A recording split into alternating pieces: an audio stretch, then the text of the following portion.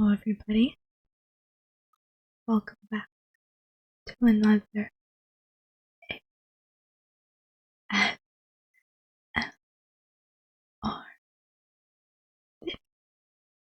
video. Today I will be reading you Oedipus Rex by Sophocles.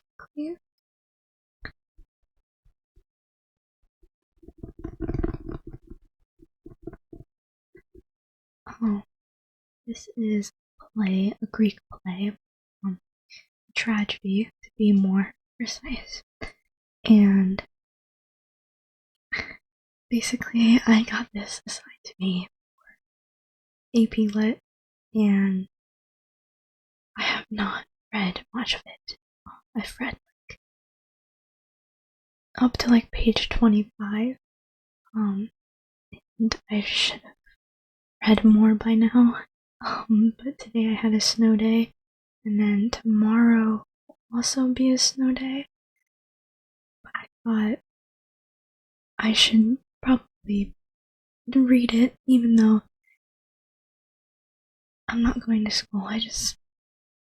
I probably should be almost done with this by now. But that's besides the point. Also, just a quick disclaimer: this microphone is not cut out for ASMR whatsoever, but it's the only microphone that I have, so we just have to make do with what we have. I think in the morning, I might record a trigger testing video and just do a bunch of random triggers and see how it sounds on this microphone, because who knows? Maybe it will surprise me and be the best microphone ever, which is, I know it's not going to be true, because whispering on this thing is rough. I have to soft speak, because whispering just doesn't really work. But I thought, what better way to knock this out a little bit than to make it a ASMR video.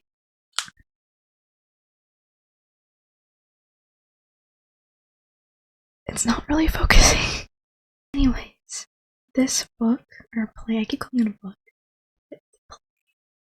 This play is over 2,000 years old. It's dated back to 400 something BCE. It's very old.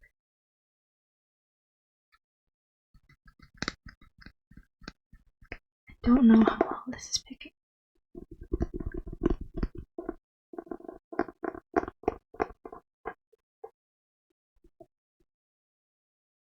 Essentially, I'm just going to be reading it, just a little bit of it, because I don't know how long I can go on this, but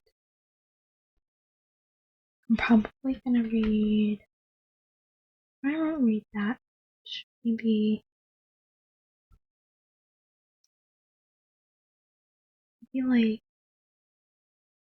20 or so pages. I think that will suffice. I'm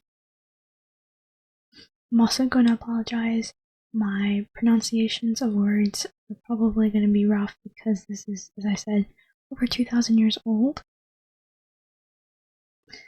And most of this I've never heard of. I just never heard of it. So, let's go. So this is Ode 1 on page 25. If you have the book and you want to follow along. Okay. The Delphic stone of prophecies remembers ancient regicide and still bloody hand. The killer's hour of flight has come. He must be stronger than the riderless coursers.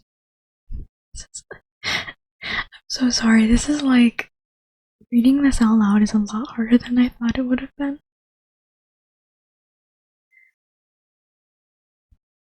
coursers of untiring wind, for the sons of Zeus, armed with his father's thunder, leaps and lightning after him, and the Furies followed him, the sad fury.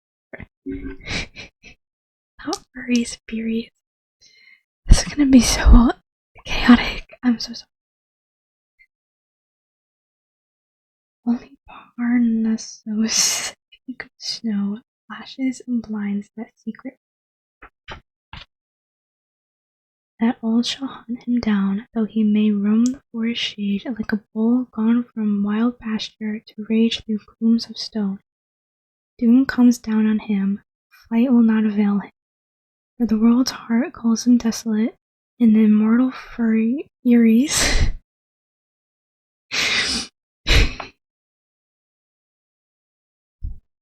and the immortal Furies follow and forever follow. But now a wilder thing is heard from the old man skilled at hearing fate in the wing beat of a bird. Bewildered as a blown bird, my soul hovers and cannot find foothold in this debate, or any reason or rest of mind. But no man ever brought, none can bring proof of strife between Thebes' royal house, Labdacos' line, and the son of Polybos. And never until now has any man brought word of Laios' dark death staining Oedipus the king. Divine Zeus and Apollo hold perfect intelligence alone all of tales ever told, and well though this diviner works, he works in his own night. No man can judge that rough unknown or trust in second sight, for wisdom changes hands among the wise. Shall I believe my great lord criminal and a raging word that a blind old man let fall? I saw him when the Creon woman faced him of old, prove his heroic mind. These evil words are lies. So that was Ode 1.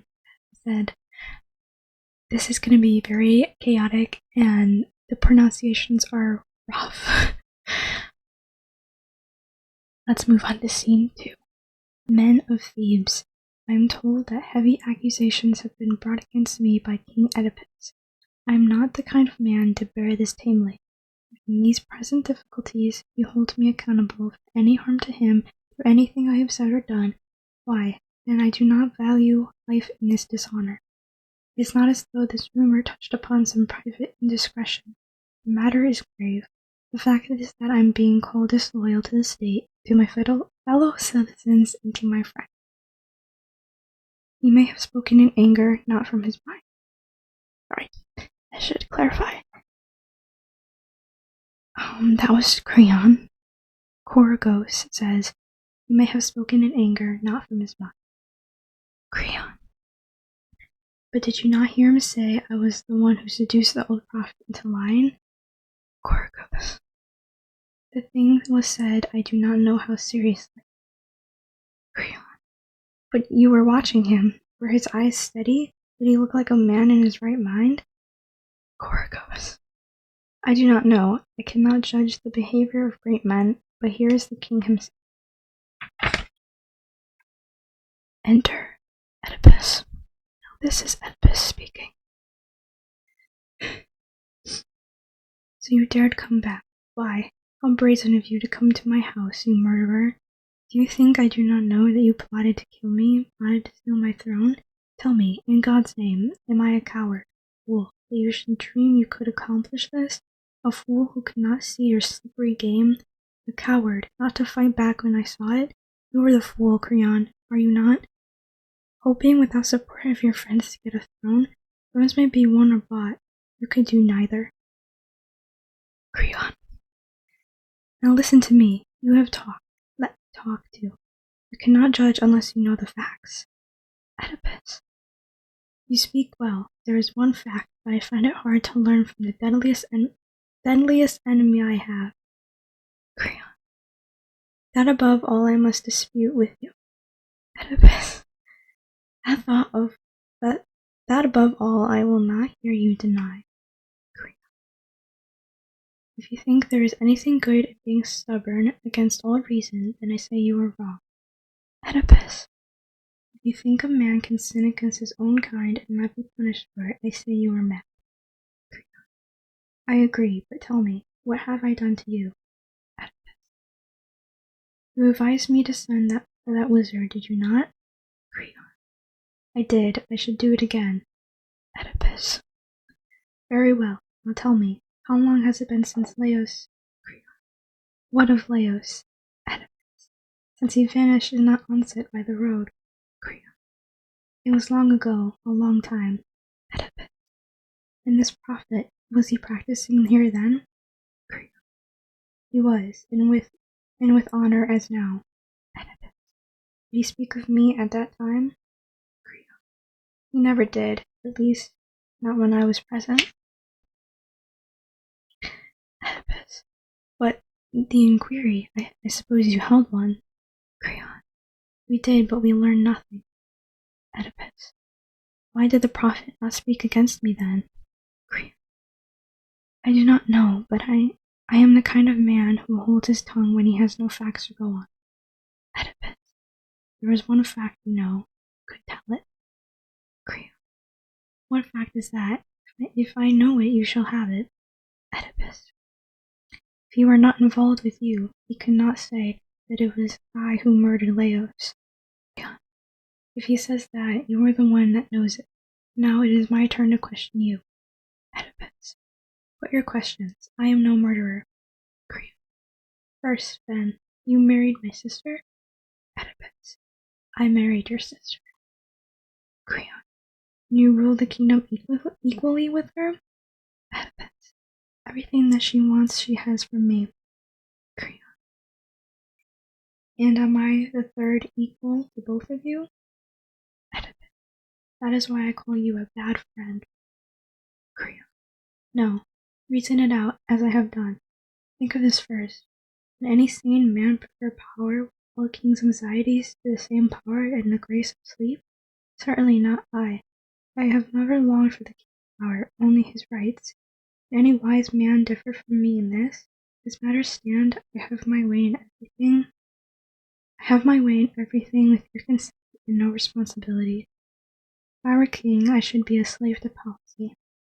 How could I desire a scepter more than what is now mine, untroubled influence? No, I have not gone mad. I need no honor, except those with persequits.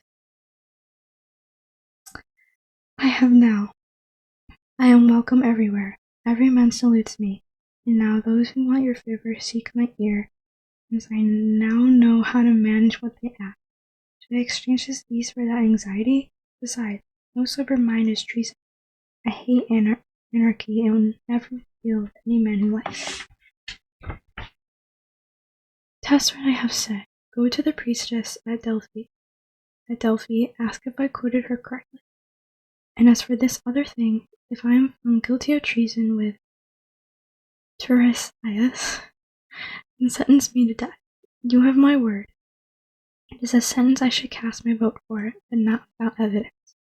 You do wrong when I take you good men for bad, bad men for good. A true friend thrown aside. Why, life itself is not more precious? That wasn't a question. Why, life itself is not more precious. In time you will know this well. Time and time alone will show the just man through scoundrels are discovered in a day. Choragos.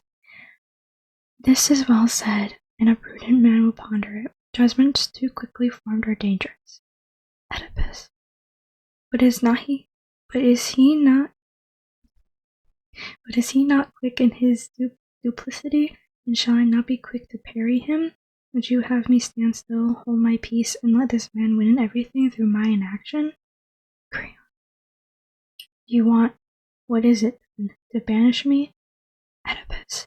No, not exile. It is your death I want, so that all the world may see what treason means. Creon. Will you persist then? Will you not believe me? Oedipus. How can I believe you? Creon. Then you were a fool. Oedipus. To save myself? Creon. Injustice, think of me. You are evil incarnate, Creon. But suppose that you are wrong, Oedipus. Still I must rule, Creon. But not if you rule badly, Oedipus. Oh, city, Creon. It is my city too, Choragos. Now, my lords, be still. I see the queen. Iocaste, coming from her palace chambers, and it is time she came for the sake of you both. This dreadful quarrel can be resolved through her. Enter. I'm gonna call her Io for short because I don't know how to pronounce this. Io. Poor foolish men, what wicked din is this? With Thebes sick to death, it is not shameful that you should rake some private quarrel up? To Oedipus. Come to the house, and you, Creon, go now. Let us have no more of this tumult over nothing. Creon. Nothing? No, sister. What your husband plans for me is one of the two great evils, exile or death. Oedipus. He is right. Why, woman, I have caught him squarely plotting against my life. Creon. No, let me die. Accursed if ever I have wished you harm. Io. Ah, believe it, Oedipus. In the name of the gods, respect this oath of his for my sake, for the sake of these people here. Choragos. Strophe 1. Open your mind to her, my lord. Be ruled by her, I beg you. Oedipus. What would you have me do? Choragos. Respect Creon's word. He has never spoken like a fool. Now he is sworn an Oedipus.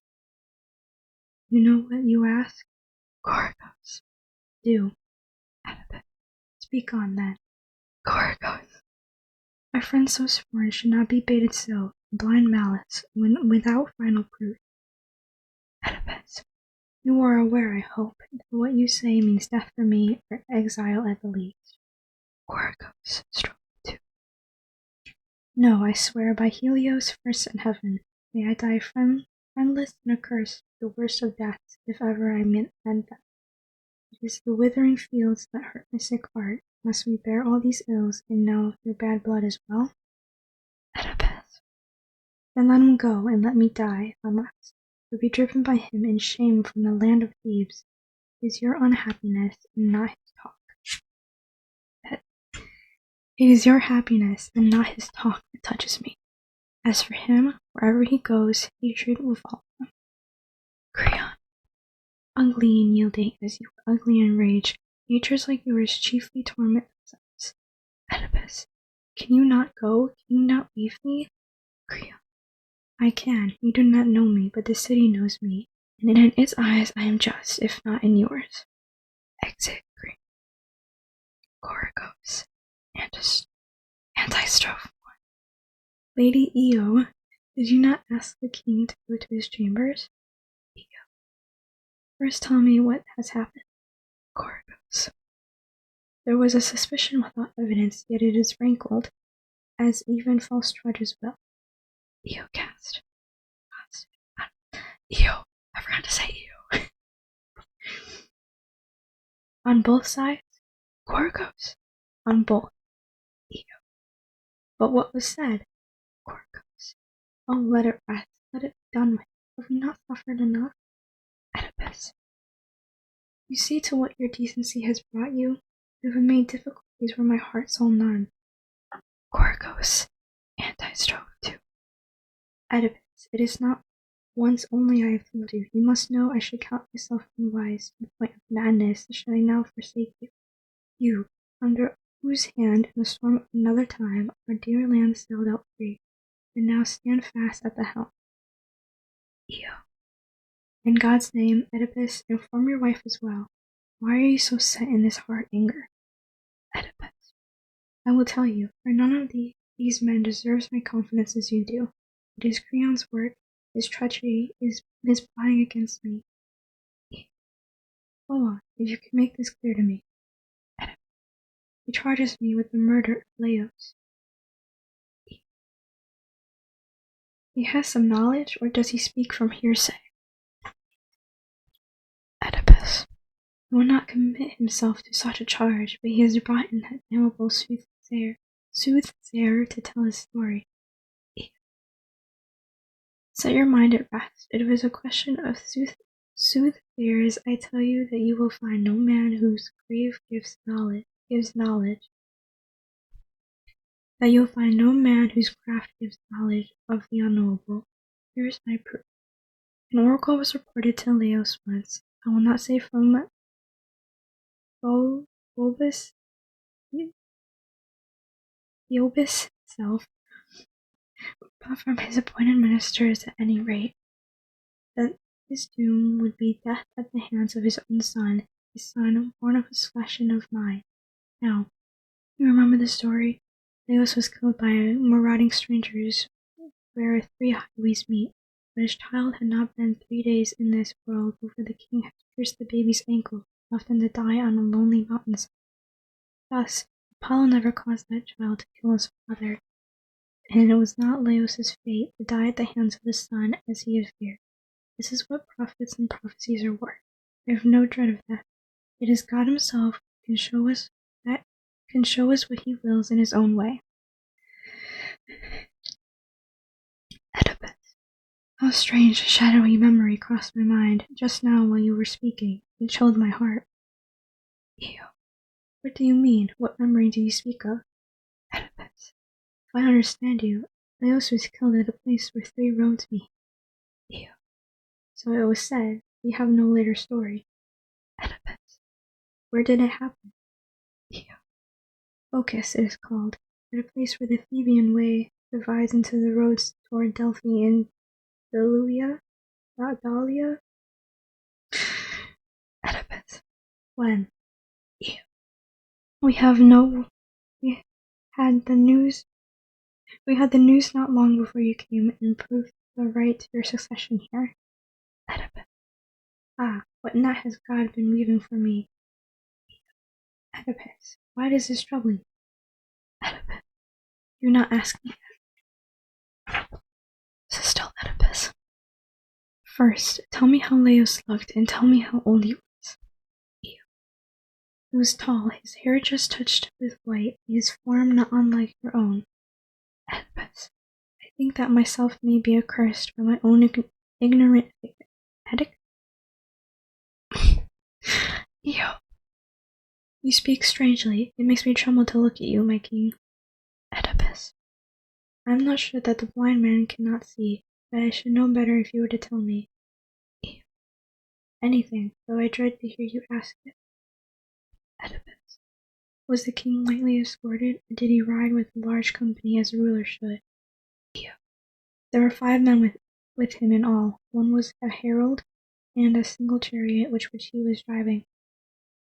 Oedipus. Alas, that makes it plain enough. But who told you how it happened? Ew. A household servant, the only one to escape. Oedipus. And he is still a servant of ours? No, for when he came back at last and found you enthroned in the place of the dead king, he came to me, touched my hand with his, and begged that I would send him away into the frontier district where only shepherds go, as far away from the city as I could send him. I granted his prayer, for although the man was a slave, he had earned more than his favor at my hands. Oedipus. Can he be called back quickly? Easily. But why? Oedipus. I have taken too much upon myself without inquiry, therefore I wish to consult him. Ew.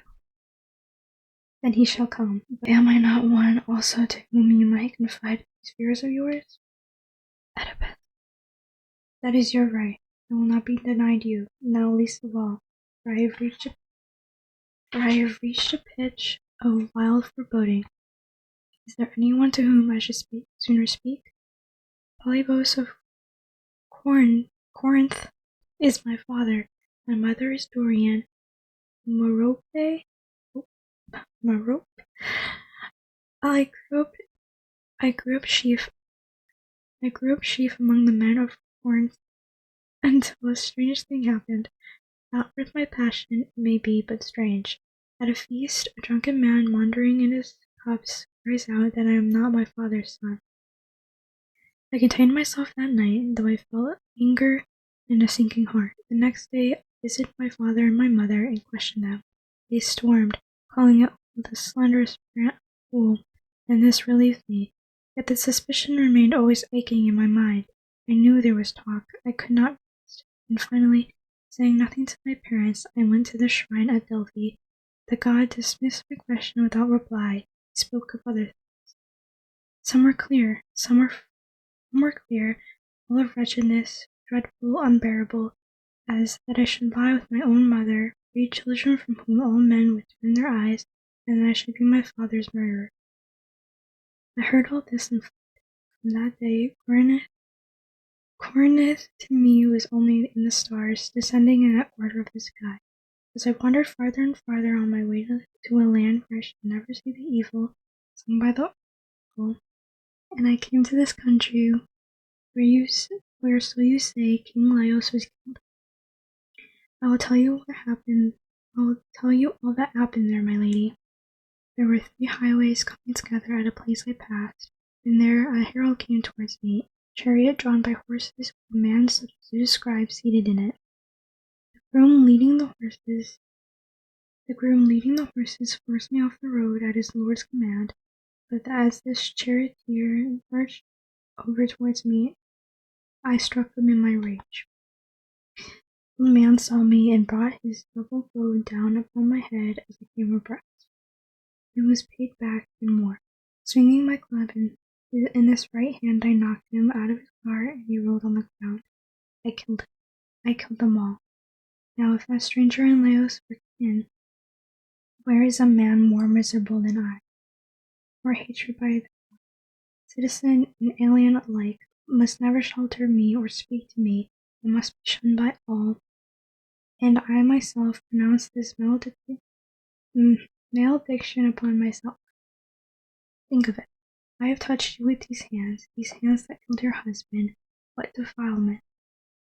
Am I all evil then? I must be so, since I must flee from Thebes, yet never again see my own countrymen, my own country, fear of joining my mother in marriage, and killing Polybos, my father. Ah, I was created so, born to this fate, can deny the savagery of God. Holy majesty of heavenly powers, may I never see that day, never. Rather let me vanish from the race of men than know the abomination destined me. That was a long little monologue by Oedipus. This is now Choragos. Me too, my lord. I felt dismay at this, but there is hope. You have yet to hear the shepherd. Oedipus. Indeed, I fear no other hope is left in me.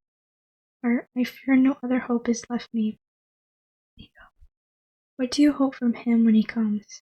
Oedipus. This much. If his account of the murderer tallies with yours, then I am cleared. What was it that I said of such importance? Oedipus. Why, marauders, you said, killed the king, according to this man's story. If he maintains that still, if there were several, clearly the guilt is not mine. I was alone. But if he says one man single-handed did it, then the evidence all points to me. You may be sure that he said there were several, and he can call back the story now. He cannot. The whole city heard it as plainly as I. Suppose he alters some detail. He cannot ever show that Laios' death killed the oracle. For Apollo said my child was doomed to kill him, and my child, poor baby, was my child that died first. No, from now on, where oracles are concerned, I will not waste a second thought on any. Oedipus. You may be right, but come, let someone go for the shepherd at once. This matter must be settled. I will send for him. I would not wish to cross you in anything, and surely not in this. Let us go. Exeunt into the palace. As everyone goes into the palace. Okay, that was a lot. My throat kind of hurts. I've been recording for half an hour now. So basically what I got from that was Oedipus now knows that he could possibly be the one that killed his father, and I think what happened was that he killed his father without knowing because his father abandoned him, and he ended up marrying his mother. I think Oedipus ended up marrying his mother, and it's a lot. That was a lot, and I don't really do well when I read things out loud. Like I tend to have a harder time understanding. For some reason, I feel like it should be the other way around. I feel like it should be easier to understand what I'm reading. When I'm reading it out loud, but I think I do better when I read it in my head. But if you enjoyed that, go ahead and like the video. Let me know. I probably won't read out of this book again on this channel. But if you do enjoy me like soft speaking, reading, I do plan on possibly doing like a little series. If you guys like it, obviously. I've been meaning to reread this like 3-book series that I have. All of the Shades of London by Maureen Johnson, I think. Basically has like all of my favorite genres of books like wrapped up into one. Like, oh, my voice is like dying. So like it's like murder mystery meets paranormal meets rom-com, and it's literally everything that I love in a book. Just like wrapped up neatly in a little bow. So if you guys like this, then maybe I'll do that. But yeah, if you like this, hit the thumbs up button for me.